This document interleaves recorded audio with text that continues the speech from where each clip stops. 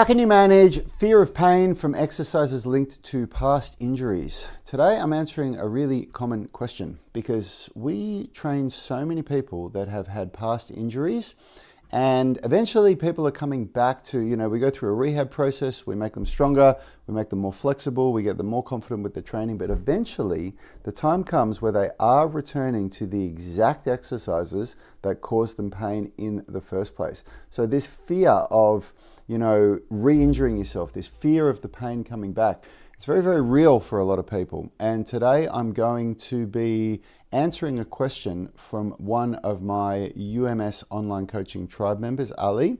And he has said, "Hey Rad, how do you deal with fear when returning to an exercise that caused you pain at the time of your injury?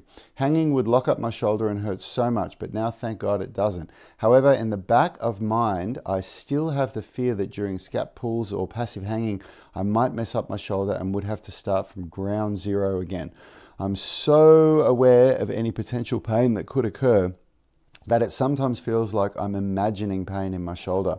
It just makes me anxious every time I do that exercise. How do you get over this, or does it just take time?"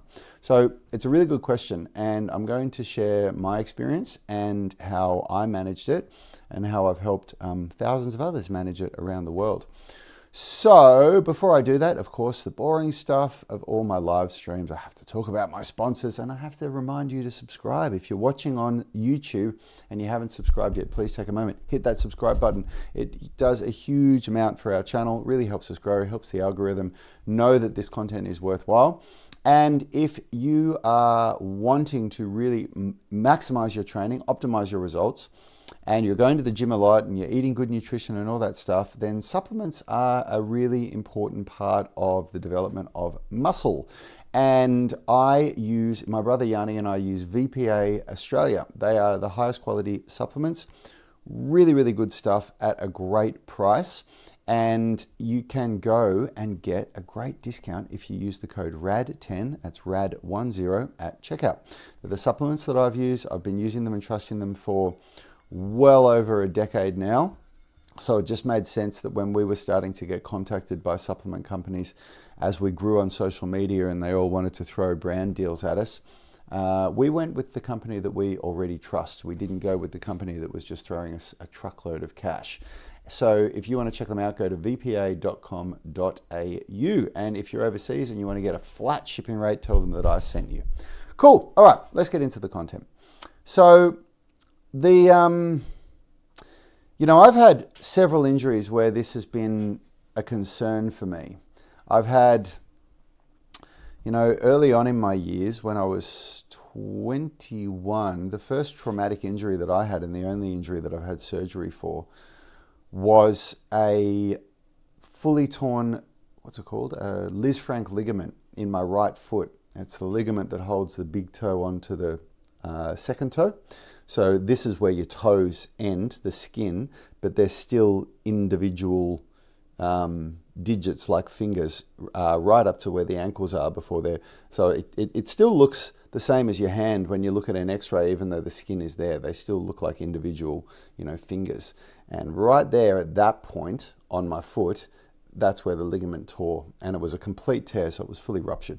I went and saw many specialists, and unfortunately, the only way to really deal with that one was to get a screw put in my foot to hold it back on place so the ligament could repair and regrow. So that was my first traumatic injury. But then in my 30s, I had a really bad fall in the army. I suffered a pars fracture, a bilateral pars fracture in L4 from that fall. I also tore my meniscus and a bunch of other things in my knee. And that turned into spondylolisthesis and spondylosis and lots of pain in my back from doing lots of exercises. I've had problems with my wrists, golfer's elbow, tennis elbow, and more recently slap tears. But I'll talk about the slap tears because they're more recent, and this is much more relevant to answering the question that Ali has asked. So when I had my slap tears, I was very afraid of re-injuring myself and causing myself more pain and more problems. And what I did, what I was very fortunate enough to have, it was a network of very good physical therapists that I could reach out to. So for my first slap tear, I did have to pay for physio myself. I had to fork it out. I had to go and see my friend Leroy. But fortunately, so Leroy doesn't actually even see general population. He only works with professional athletes. And he saw me because we're friends, because we've been working together, you know, in a referral basis for about 15 years at the time. And so he made time for me. And I was actually going to see him at the clinic for the GWS Giants, which is a professional football club in Australia, one of the elite AFL football clubs. So I was going out there to their physio clinic where all the athletes are treated, and he was making time for me. And he was, you know, all my questions I was asking, I was going to see him weekly, and he was, you know, giving me the rehab exercises that I had to do, and he was assessing me, and he was talking me through what was happening, and he was talking me through the pain that I'd be feeling. And, you know, a real misunderstanding about a traumatic injury is that you need to rest until the pain goes before you start working out again. Rehab is basically just continuing to work out in the presence of injury. So it means, you know, another physical therapist that you guys probably know of, more Phil, who I often do podcasts with, and who works with us very closely at Unity Gym. He always talks about, he doesn't like the word rehab. He rather use the word regression, because rehab makes people think that they're in the naughty corner and they're in the rehab corner where they can't go to the gym and they can't keep training. And he views rehab as it's basically just regressions from what you're normally doing. So you can't do the normal workouts that you're doing because it causes you pain from this injury that you've had. So what you do instead is you regress the exercises down to a point where you can do them without pain that makes your injury worse, or without pain that increases your baseline level of pain. So what do I mean by that is, you know, if you've got a slap tear or if you've got a shoulder injury or whatever your injury is, you've got this baseline level of pain where you just go through your day, and when you're reaching for something or when you're doing something, you think, you know that there's that little bit of pain that you feel that you're used to. If that level of pain increases, that's what we mean by increasing the baseline level of pain. So with golfer's elbow, for example, it used to be really painful for me to turn a door handle. If I grabbed a door handle and turned it that way, that would really trigger the golfer's elbow. So, you know, if that felt worse the next day, like if the pain was worse from doing that, if I could do it even less, then that is an example of the baseline level of pain increasing. So you know, you're doing this series of exercises when you have an injury that are intended to strengthen the area, to reawaken all of the stabilization systems and get the muscles moving properly again, but not to increase the baseline level of pain. And what do I mean by reawaken all of the muscles that have forgotten how to do what they're doing? So what happens is when you have a traumatic injury or even a chronic injury like golfer's elbow, the body finds a way to continue to do what it needs to do without actually using the muscles in the most efficient manner.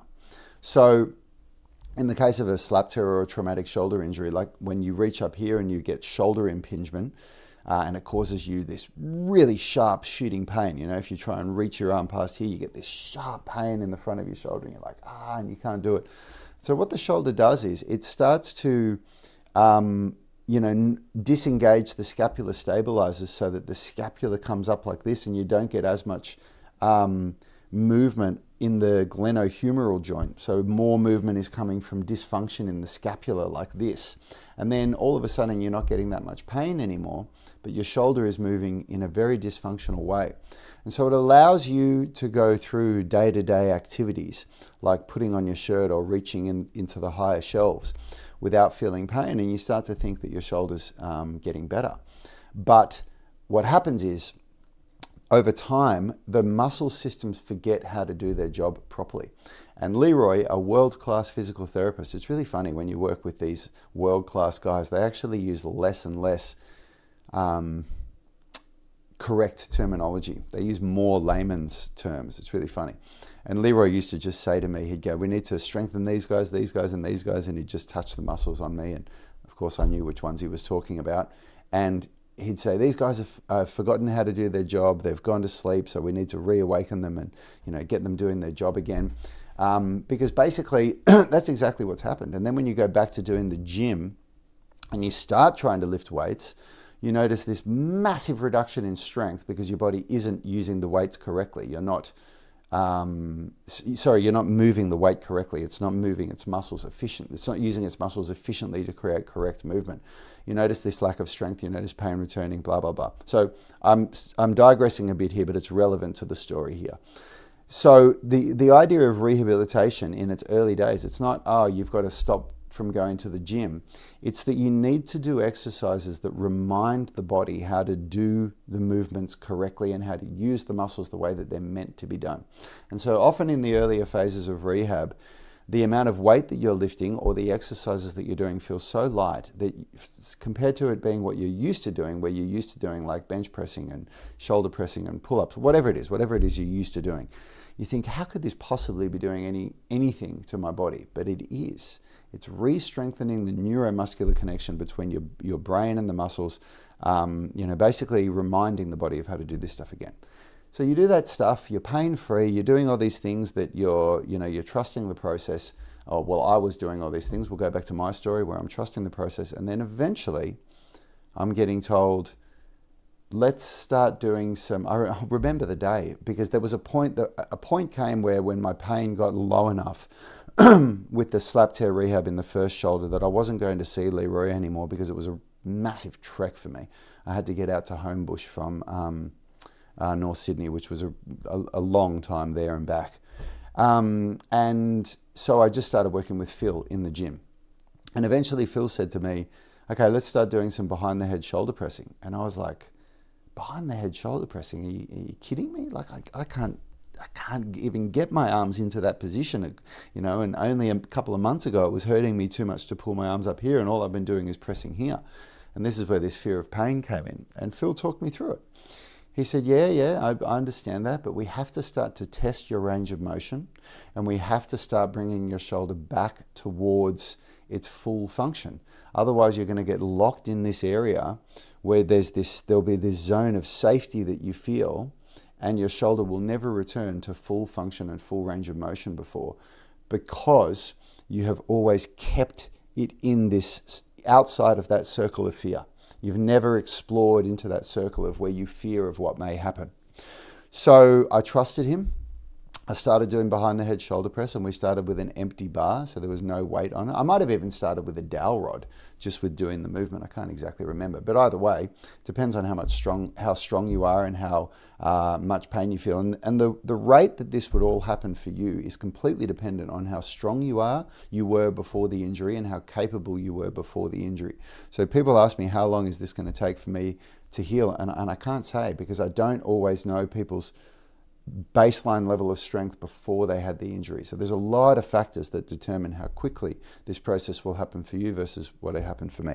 And, again, I'm talking about a slap tear, but golfer's elbow, tennis elbow, torn meniscus, torn ACL, herniated discs, labrum tears in the hip, strained muscles in the ankle, like you name it, whatever it is, this process it's the same thing. Eventually you get to these exercises where you are fearful of doing them because of the pain that they caused you, when you did your injury initially.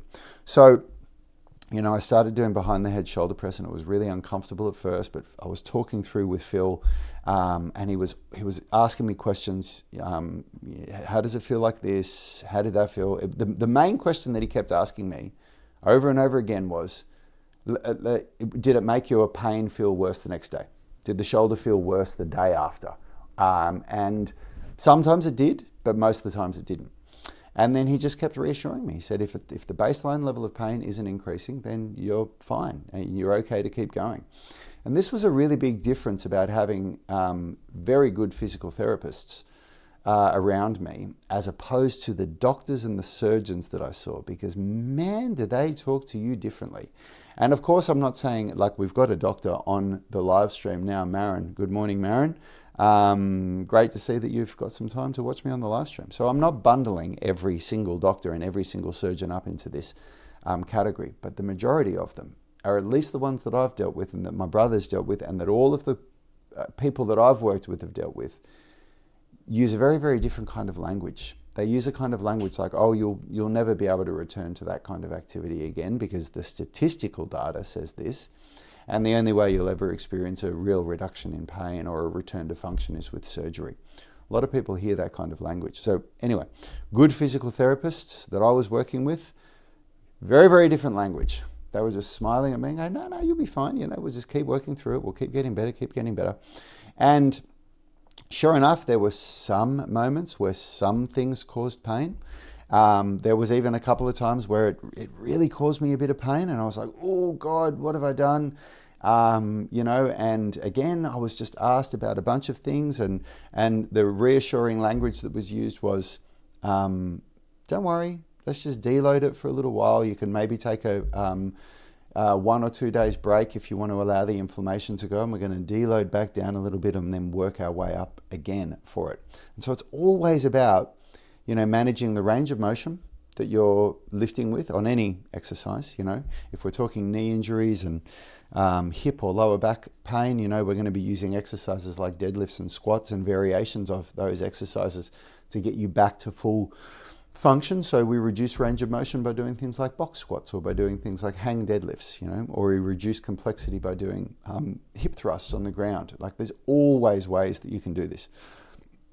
And then, you work your way back up to this level again, and then, you come at it with a new understanding, like a deeper understanding of, okay, this is what happened last time I had it, so I'm going to approach it this way. So it could be range of motion that you reduce, it could be the intensity that you reduce, the amount of weight that you're lifting, and it could be the volume that you reduce, the amount of reps you do per sets, the amount of sets you do per workout. Could be the tempo that you change. We could look at what the tempo that you're working with and either increase the tempo, decrease the tempo, add or remove pauses. And it could be the complexity of the exercise that we change, which means you basically completely change the exercise and do something different. But there is always a way that you can manage that point where you go, oh, that hurt. What do I do from here? So back to the question, how do you manage the fear of pain? Like Ali, he's gone back to this point where, he's come to see me for a slap tear. He's just had progress every month, every new program phase. He's getting better and better and better. He keeps writing me these posts. I'm so happy with this progress. My shoulder just feels incredible. And now all of a sudden, his new program phase, he is doing exercises that he is very fearful of because they caused him pain originally when he did the injury. And so back to the question, how do you manage that? And the reason why I told you guys that story is because I wanted to lay context for what I'm about to say now. I firmly believe that the way that you manage that is that you work with somebody like me or like Phil, who has been through this process with you before and who knows exactly how to deal with it so that they can reassure you. Because if I reflect back to all of the other injuries that I've had, I didn't have that. And when I look at the way that I had to deal with those injuries, I would, anytime something hurt me, I would completely avoid it, which meant that I was avoiding all of these things that my body needed to adapt to. And I've had injuries that stayed with me for a decade. Like I had, my bad shoulder. I had my bad hip, all this stuff that I just didn't know how to deal with from things that, I threw my body around when I was in my 20s. I mean, I did it right through my life pretty much until I got my slap tears, and that was the wake-up call for me. But, when I used to do Kung Fu, I used to do acrobatics as well, and that's how I did that injury in my foot, the torn Lisfranc ligament, was doing an acrobatic movement, a flip where I landed badly. I used to rollerblade when I was in my teenage years, and I used to really go for it. I was, up there with my skill and ability, and I was always competing with my buddies and, doing vert ramp and skate parks and things like that. So I've had many, many nasty falls and nasty injuries. And the injuries that I had when I didn't have guidance of how to manage this, they just stayed with me for years, for decades, until I actually started strength training, because I only started strength training properly when I was 36. When I got out of the army, I went back to Kung Fu for a couple of years, and that was when I decided that no, I wasn't going to keep pursuing Kung Fu anymore, and I decided I was going to pursue calisthenics. It was more in alignment with being a gym owner and, you know, operating Unity Gym with my brother. And all these old stuff started to come out, you know, all these imbalances in my body, and I had to really work through this stuff. And I know this is a shameless plug, but I say it with my hand on my heart, because I'm getting more and more confirmation from our members that it's not just me that believes this, it's the people that work with it. And you don't understand, that work with us, that work with Yanni and me. And you won't understand this until you've experienced it for yourself. We all think that we can, you know, get these incredible results with our body and make these transformations by doing it on our own and by watching YouTube videos.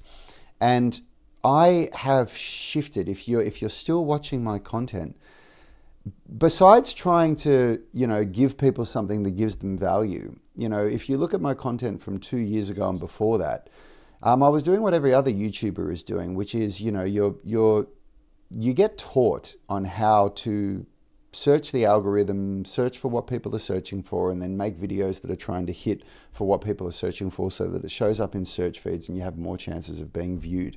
And a lot of you probably found my channel from a video like that.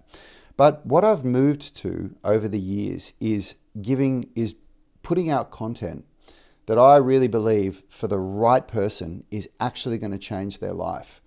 And I've got a video that I'm going to be publishing maybe today or on Monday, because I'm starting to interview some of our more advanced members, people that have been with us for a year or more and have had an incredible result with what we do. And I just this week interviewed one of our members named Freezy Fang. I actually asked him if that's his real name when I was interviewing him. And of course it's not, but he's Chinese and I couldn't even pronounce his name. You know, he had a Chinese name, and I don't want to butcher it by trying to say it, but it's hard for us that speak English as a first language to pronounce names in Mandarin. And he said, I just write my name as Freezy Fang when I'm on, you know, English speaking forums, because people just understand it. And I can see, because his name was Feng Shi Fang or something like that. Like you could see how it resembled Freezy Fang in English. Anyway, I interviewed him and I've edited the video. It only goes for 7 minutes, because he has had an incredible transformation with his slap tear. When he came to me, he couldn't lift his arm past here, and now he's doing handstands, muscle ups, front levers. He did a personal best on a bench press. He did a 100 kilogram, aka 220 pound bench press. I think he weighs 80 kilograms, which is about 170 pounds or 175 pounds, something like that. So it's well over his body weight, which is a personal best for him. Incredible results. So interviewed him to get his story. And another thing that happened, Marin has said, oh, is that interview with Freezy already online? No, it's not. But you know what? I'm going to upload it for you today, Marin. I'm going to put it in the UMS online coaching tribe today, and I'll upload it to YouTube shortly when I get Yanni's okay that he's happy with the edit that I made. But then something else that happened yesterday, which was an incredible experience for me, and Milos told me it was a really incredible experience for him, is that one of our first ever online coaching members, Milos, came to visit me. He came up to the Central Coast to holiday, and he reached out to me and he said, man, I would really love to meet you. I said, 100%, let's do it. Milos started working with me in 2019. He was one of our first ever online coaching tribe members, and he's been working with me for almost 6 years now. So it was in September 2019 that he started. So this year will be his 6th year working with me. And he said some stuff to me that really validated what I already feel. And I, you know, I know that when I say this stuff, look, I'm trying to dart around the message that I'm saying, so I'll stay relevant to what Milos said.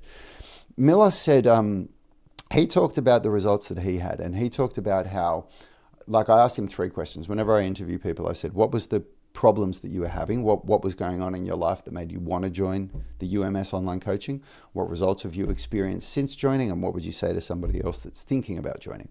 And the problems that he had is that he had a really bad knee injury, and he couldn't do any of the sports that he wanted to do anymore. So he loves playing tennis, and he loves running, and he loves playing other sports, and he's a firefighter. He's been a firefighter for 11 years. So he's a really fit, active person. And he went on YouTube and he started, looking up knee injury and knee pain and looking up his injury. And he stumbled across one of our videos. He said that what Yanni and I were saying in the video resonated with him, and he bought one of our knee rehabilitation programs. He bought several of our other programs. And then he said, he just had too many programs. He didn't understand how to put it all together. And so he just went all in on the online coaching. And that's how it happened.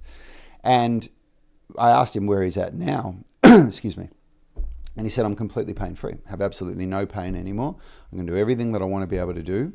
But he said, but as long as I work within this load, I know that if I exceed my load management, which was really cool to hear him say, because he was using the exact language that Yanni and I and Phil use. But he completely understood that if he exceeds his load management, that he's going to have a pain flare-up. And he was also saying to me things like, it was really interesting to hear him talk, because he's listened to all our podcasts and live streams, so he really knows his stuff. And he was saying, I know that the injury is still there, but I've made the area so strong that I can handle everything that I do. And I know that if I push myself too hard, that I'm going to get pain back and blah, blah, blah. And he was saying the exact same thing that I'm saying to you guys now. He was saying the reason why I was able to do this is because I had you guys guiding me all along the way and reassuring me that what I was doing was going to work. And I just trusted the process, and it worked, and it got me to where I am. And Freezy said exactly the same thing. And so I know that when you come on social media and you search for a solution to a problem, you search for, how do I fix my shoulder pain? How do I fix my slap tear? How do I fix my knee pain? You're searching for a solution, and you're really hoping to be given a solution that works. And the best that I can do to really help somebody that's in that position is to give them their first win. And that's why you may have seen videos of mine online, especially for slap tears, where you can see a little routine that gives you a couple of exercises that is designed to give people their first win, to make people go, wow, my shoulder feels so much better from this. Because that would build trust, hopefully, with you and with me, and would also build belief within yourself that you actually can fix this injury. I shouldn't use the word fix, that you actually can come back to being pain-free without having to get surgery. So sorry, people on TikTok are inviting me to be a co-host. I don't know how that would even work, guys, because I'm live streaming to YouTube and Instagram as well. The idea of a quick win is to make you feel some confidence that this would work. But Yanni and I were talking about this yesterday, and we were reflecting on the chat that I had with Milos. The problem is that what people are looking for online is the silver bullet solution or the silver bullet exercise. I get asked the question all the time on social media, what exercise can I do to fix this problem? And there isn't one. There isn't an exercise that anybody can do to fix any problem. There's a process. And the process of fixing a problem that I've experienced, and I've never experienced it another way, is having somebody else that knows exactly how to deal with the problem that you've got. Look at you and what you're doing, give you a set of exercises, see how you respond to those exercises, and then adjust them accordingly and guide you along the way. Because there is no one exercise for anybody. There's a start point that most people start at. Very few people need to start earlier than a certain start point. It happens rarely. Sometimes people need to go even further back than the baseline start point that most people start at for an injury. And then you have to see how they respond to that set of exercises that you give them, and then you adjust the exercises accordingly. Some people need to move forward to new exercises very, very quickly after a week or two. Some people need to move forward a little bit slower, maybe after 3 or 4 weeks, and others need to take up to 6 or 8 weeks on the set of exercises that they've got before they move forward. Sometimes when you get to a certain point with a rehabilitation process, and people are pushing forward, and I'm going to address this in a minute as well. So they're making progress, and then all of a sudden they start getting other pain and they go, oh my God, what's going on here? And then we have to address other issues. There is no silver bullet solution where you just go, do this and it will fix your problem. And I know that sucks. I know for you guys out there, you don't want to hear that. I know that you want to be told by somebody like me, just do this and it will fix your problems for you. And so if I go back, I'm going to go back to Ali's question for me in the UMS online coaching group. How do you manage pain?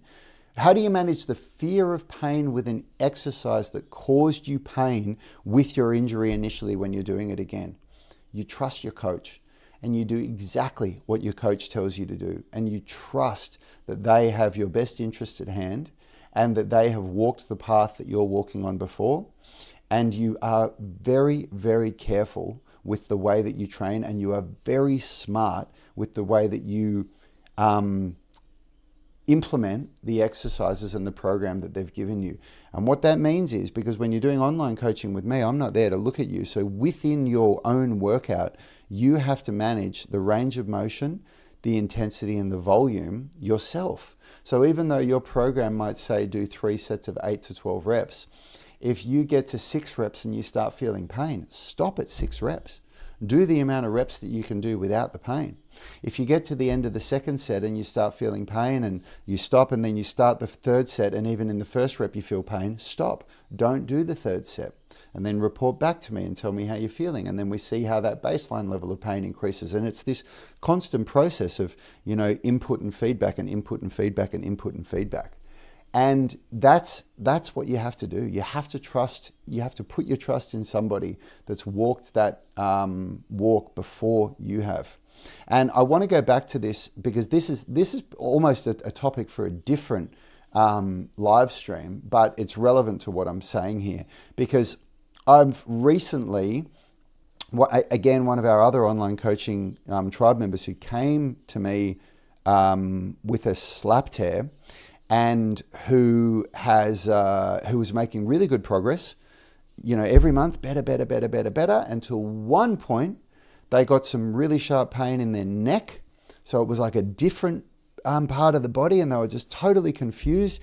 And I think it was associated with a sport. I think they started doing some BJJ again, some Brazilian Jiu-Jitsu or some boxing. I'm pretty sure that's what it was. And they were really afraid.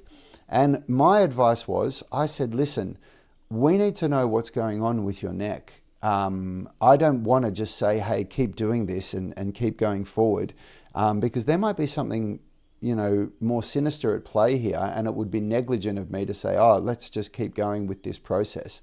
So I advised them to see a physical therapist to get assessed. I don't recommend people see doctors to get assessed in this situation. I recommend people go straight to a physical therapist.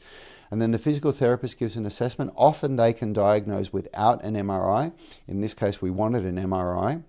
And he came back to me and said, they've suggested I get an MRI. What do you think? I said, I think that's a good idea. You should do that.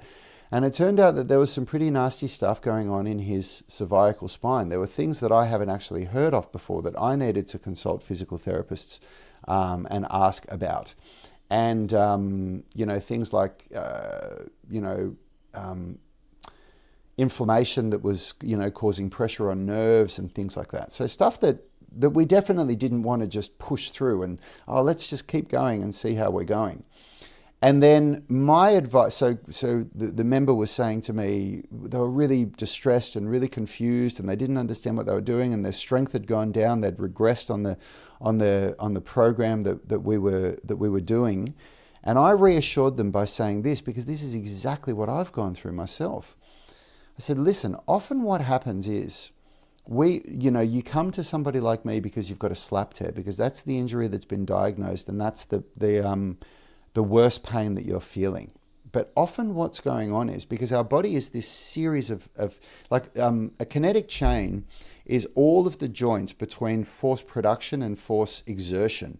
So for example, when you throw a ball, the kinetic chain between the ball that produces the energy that makes the ball be released from your hand and fly through the air goes from the fingertips to the hand, through the wrist, through the elbow, through the shoulder, through the spine, through the hips, the knee, the ankle, and down to the toes. Because the origin of force generation comes from the ground. It's your ability to push off the ground. If you were in space, from what I'm told, if you threw a ball, the ball and you would travel away from the same point because you don't have any ground to hold yourself against. So the kinetic chain in the movement of throwing a ball is pretty much through every joint in the body, So when you're bench pressing, the kinetic chain comes from the spine, shoulders, elbows, wrists, blah, blah, blah. So the weak link in the kinetic chain is what's going to break down and what you're going to feel pain on when you do a movement or things like that. So, this member came to us with a slap tear. That was the thing that was causing the most amount of pain. We started to see real progress with the slap tear, and then pain started to show up in another area of the body. And this is a really interesting phenomenon. What happens is that our nervous system, that we will feel the pain that is the worst. That's what will override other pain. I heard stories of and I can't share you guys this research or who it was, but apparently there was a psychologist who was researching pain, and he got people to come in that were dealing with pain, and what he did to them, and of course he got their consent, they were having pain in their shoulder or their neck or their back or their knee or wherever it was, and he burned them with a cigarette on their arm to test what they would feel after the burn of the cigarette. And guess what? Every one of them stopped feeling the pain that they came in for, and they could only feel the pain of the burn in their arm from the cigarette. Isn't that interesting? The thing that causes the worst pain. So whatever pain you're dealing with, come to me, I'll give you something worse. No, but you can see what I'm saying, right? It's this idea that you're feeling the thing that's worst. And so in the case of this member, and I've experienced this myself, when the thing that you were feeling worse all of a sudden isn't the worst thing anymore, you start to feel pain somewhere else, and you're like, what the fuck? Where did this come from? But what often has happened is that it's often things that are associated with the same injury. Like I had, when I did my second slap tear, I actually had to reflect back because that was a real moment of reflection for me. When I did the second slap tear, I thought that I was being smart. And in a way I was, but in a way I wasn't. It's a different story.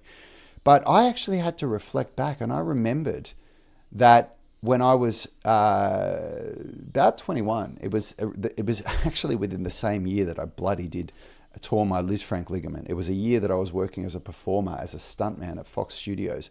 And so I was doing some really crazy stuff.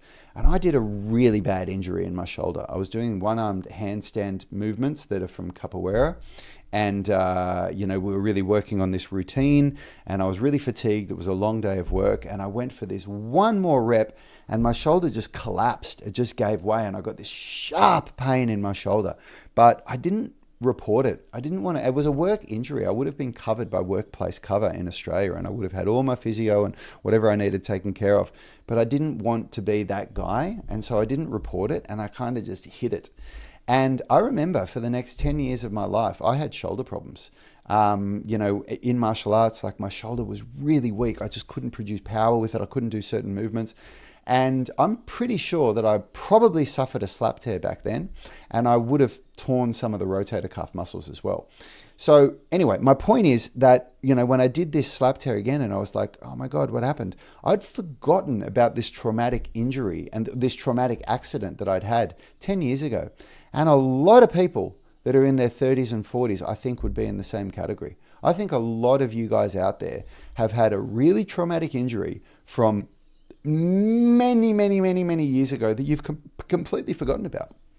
And your body does, like if you've listened to this whole live stream, I've talked about your body finds a way to work in spite of the injury. It has to. It has to find a way. And eventually what it does is, if pain has been there for long enough and nothing's really changing, the brain has a way of shutting down the pain response so that you just don't feel the pain anymore and you just get on with your life. But the issues are still there. And so, again, you can imagine the depression and the distress of my tribe member that I'm working with, who, you know, has made this incredible progress with this slap tear, and then all of a sudden now there's this debilitating pain in the neck, and they can't even do, you know, 10% of the chest pressing weight that they were doing only a month ago. But what my advice was for this person was, now that we had the diagnosis, my advice was, I said, honestly, I think that you should see a chiropractor and continue to do the rehabilitation that I'm giving you, because we can't stop strength training, but I need to regress back to an area where we're doing exercises that aren't causing you pain, that you can manage, and see a chiropractor, because chiropractors, in my experience, are really, really good with problems that are associated with the spine and even with the shoulder as well. And so he started doing that, and he has had an incredible result. The pain is reducing, the inflammation's going down, his range of motion is increasing, his strength is returning, he's able to continue his training with me and continue to see progress. And it is, you know, a miracle for somebody. Now, the reason I'm saying this is, if he didn't have me to work with, or for me, if I didn't have, you know, Phil and Nilesh and people that know this stuff, that can reassure you and that can give you a course of action that keeps you working out and keeps you moving forward, then it can be really, really bad. It can be really disastrous. And again, I go back to this point. I know this is a shameless plug, but I'm much more about, as I go forward, and as I hear more and more stories from our tribe members of people that validate this, that have had this, that people that have had the same experience working with me that I had working with the physical therapists and the chiropractors that I worked with, where you're working with somebody that understands what you're going through, that can reassure you and that can guide you along the way. You know, I truly believe that that is the way forward. And if you think about, you know, I know that for like a lot of people, you know, Yanni and I were talking about this the other day, and we were thinking about, like, what is it that would cause people to not want to, you know, commit to doing what we do? And we have worked really, really hard to reduce the barrier of entry for people to be able to work with us. There was a time where we were charging $150 a week to work with us. And we were doing these live Zoom calls with people where we were talking with people face to face. And so the only way that we could manage, you know, that kind of a business was to limit the amount of people that we could work with. And the only way that we could manage that was to charge, you know, a high premium price. And that's also what all of the online coaches that I've worked with charge. They all charge between $100 and $150 a week. And they don't even offer Zoom calls. It's all just communication via email. And we moved away from that because what we noticed was that everybody was starting with us, getting to about the 3 months where they got a little bit of a result, and they were like, I think I can go it on my own now, and I can't afford this long term. And so we knew that what we were doing was broken. And I know that that is the model that a lot of online coaches are using, because I see it. You know, I'm pinged by the algorithm. Being a coach, I get all this content from people who are mentors for people like me, who are mentors for online fitness coaches, and they're all talking about, you know, the language they use is a high ticket offer. You know, where you're charging people premium dollar and you're offering, you know, a premium service. And Yanni and I don't believe that that is the right business model. And we saw that in Unity Gym, where we moved away from charging $150 per session for personal training. We moved to doing group training for $69 or $79, whatever it was, about $70 or $80 a week. Can't remember, it's going back a few years now. And we did that because we noticed the exact same thing, is that people that were doing personal training, they could barely afford 2 or 3 sessions a week for most people, because that's like $300 or $450 a week, and they couldn't do it long term. And long term are where the real results come. That's where the real life-changing results come. And so that's why we've completely changed the way that we do our online coaching now, where we charge $79 a month, which is $20 a week for it. And, you know, for anybody out there that's looking at it and thinking, oh, I can't afford $79 a month. I've had people, when I've said the same question, challenge me on this. And they've said, really? Can you really not afford it? Or are you choosing to spend your money on other things? Because if you make an income then ask yourself where your money is going. And I know that for some of you, I know that there are some of you out there who are stretched so far that it is just completely out of your budget, and I feel for you. That's a completely different conversation, because I've been there myself. I've been at a point where I was, eye high in debt, and I just didn't have, any way to manage it all. And, I feel for you. But for anybody else who is making an income and has disposable income, look at where you spend your money. Like, for example, this is something that I did. Yanni and I have done a lot of, especially Yanni, a lot of coaching on wealth management, as in how do you manage the money that you make. And in the last 10 years, our income hasn't changed. Yanni and I don't make a lot of money. If you look at what the minimum wage in Australia is, we barely make more than minimum wage. And that hasn't changed as we've grown, as we get older. Most people, like over a decade of working for the same company or in the same career, they have prospects of being able to make more money. But it's been a real tumultuous time for us. With COVID, our gym just took a massive hit. We had to start an online business. We had to build something up from nothing, and we just haven't been able to pay ourselves a big wage. And we certainly don't take profit from this business. But we managed to go from being two guys that were in a lot of debt to being two guys that are completely out of debt, and we have an investment portfolio. And we did that through learning how to manage money. And one of the most incredible things that we were ever taught was, and the first point of call that we started to learn about this was by a guy named T. Harv Eker, with a book called Secrets of the Millionaire Mind. It's an incredible book if you're interested in learning about how to create more wealth for yourself, more financial wealth. And one of the first things that he teaches you to do is look at where your money is going first. And the things that you look at literally is, are you buying a takeaway coffee every day? And we were back at this time, we were buying 2 takeaway coffees a day. And you don't think of it at all, because when you spend the $5 on the takeaway coffee, you just think it's $5. But he gets you to add it up like this. He says that's $10 a day that you're spending. That's $70 a week. That's $280 a month. That's almost $3,000 a year that you're spending on coffee. And he gets you to think about it in this way of, how does that add up over a 10-year period if you took that exact $2,800 and you invested it in investments that grow?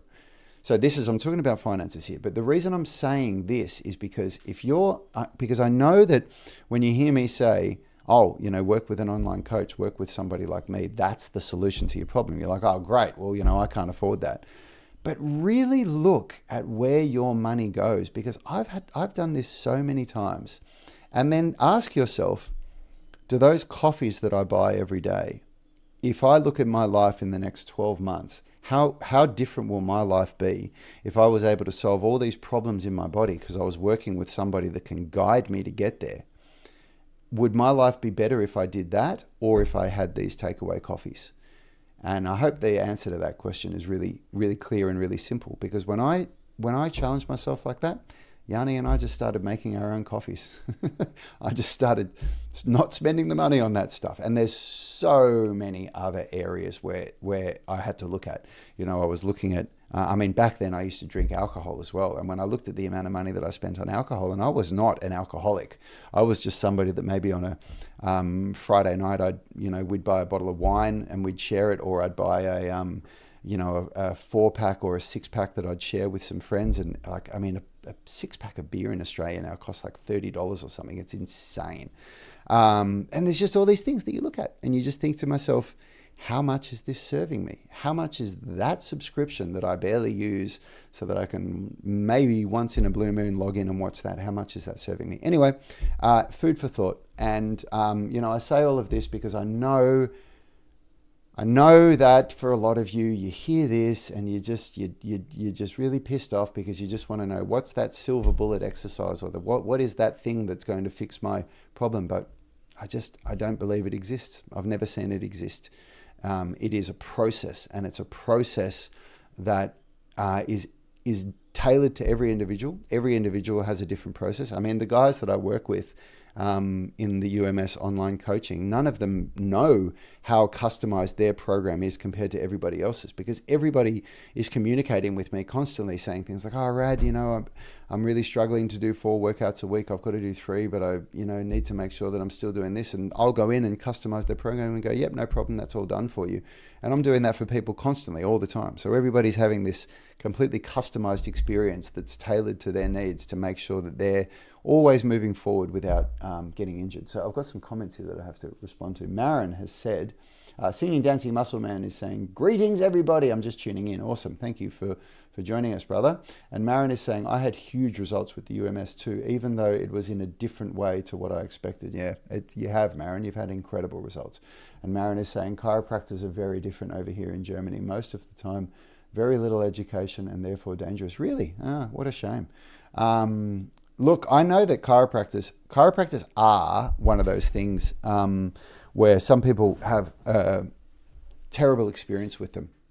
And what I say with people with chiropractors is a bad chiropractor, I've heard, can be very, very bad. My experience with bad chiropractors is that they just didn't really make me feel any better at all. And they were just, some of the stuff that they say is bloody snake oil, some of the shit that they were showing me that you do. But my experience with good chiropractors, for me, is game-changing. Like, it is completely game-changing. Like, part of my, the management, I actually only just recently found out that I've got spondylolisthesis and spondylosis in my neck as well, in some of my cervical spine. I've been going to chiropractors for 20 years, maybe longer, periodically, here and there. Just when my back gets really stiff and in pain, and my neck, I'll get sometimes I'll wake up and I'll be like, my neck, and I can't turn my neck past here. And when I go to a chiropractor and have an adjustment, I'm good as gold. And when I befriended a really good chiropractor in Sydney that I was seeing because I actually sent him so much business. We became friends and he just treated me for free. So I was able to go and see him whenever I wanted. When I came to the Central Coast, I didn't have that, and I didn't have the budget to go and see a chiropractor whenever I wanted. So I pretty much waited until my neck got so bad that I was like, oh my God, I really need to see a chiropractor. I went and saw one and he was crap. I never went there again. Told a friend and she said, oh my God, you've got to go and see this chiropractor. And I went over and saw her and she was incredible and I really like her. She's been great. And I go and see her periodically, only really when it gets bad enough for me. But I do firmly believe that if you have problems that are associated with the spine, and even when you're doing the rehab exercises that you still have flare-ups, because that's what my experience is, then a good chiropractor can really help you. That's my belief. General Ming is saying, how often can someone talk with you face-to-face in Zoom or Teams or whatever? We are actually about to kick off, and Marin, you wouldn't know this yet, we're only about to announce this, monthly Zoom calls. So we do, so we'll be doing a monthly Zoom call where it will be a group Zoom call though. But I'm going to challenge you on this, General Ming, because you're falling victim. I feel, by your comment there, I feel that you're falling victim to the idea that online coaching is only going to be valuable for you if you can talk to me directly via a Zoom call. And what you're suggesting there is a level of service that would be costing you $150 a week. I don't know any coach that runs a successful business where they offer face-to-face Zoom calls with their clients that they don't charge $100 to $150 a week for that service, because you just cannot, you have a ceiling of the amount of clients that you can service when you offer that kind of a service.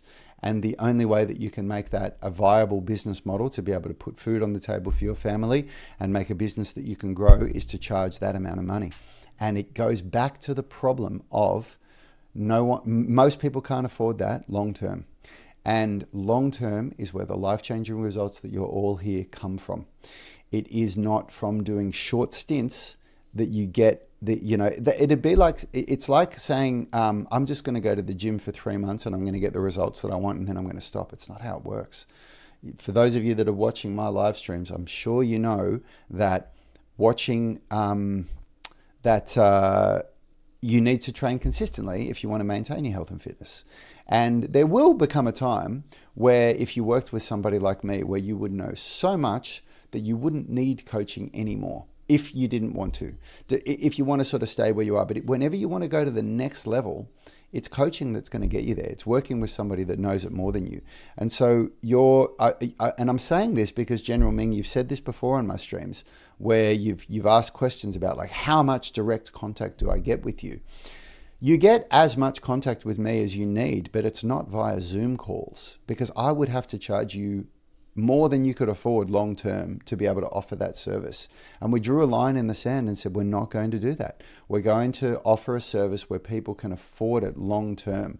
And so the way that I provide the coaching is that people upload videos to our forums. So they ask questions, and then I record screen recordings. So where I'm reviewing the video that they're doing and I'm coaching them while I'm doing it. So when you do this, you need to do this, you need to do this, you need to do this.